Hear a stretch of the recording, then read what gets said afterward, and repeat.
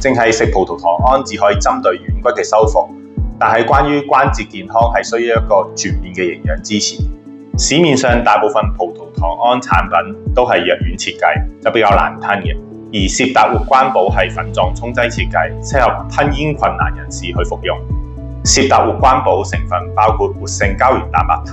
添加蛋白聚糖 F、蛋黃肽、鈣同蛋白質。呢啲成分可以幫助預防骨刺、緩解關節疼痛、修復軟骨同埋增強肌肉。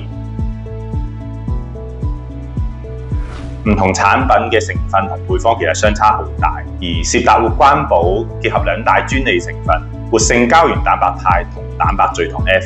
為軟骨提供關鍵嘅營養，幫助修復磨損嘅軟骨組織，更有效預防骨刺增生。配方亦含蛋黃肽、鈣同優質嘅蛋白質，能夠強化骨骼同肌肉。咁同單一成分嘅產品相比，更加可以全面保護關節嘅健康同埋強化肌肉。有句話就叫做預防勝於治療，透過均衡飲食、適量運動同埋補充足夠嘅營養，就可以有效預防關節同埋骨刺嘅問題。例如攝達活關寶就含有鈣同活性膠原蛋白肽，可以維持骨骼強度同軟骨健康，減少關節痛同骨刺增生嘅風險。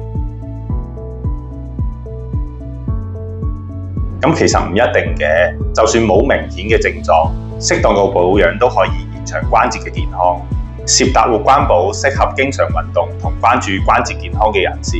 當中嘅成分例如蛋白聚糖 F 同蛋白質可以潤滑關節同增強肌肉，有助預防跌倒同埋降低骨骼脆弱風險。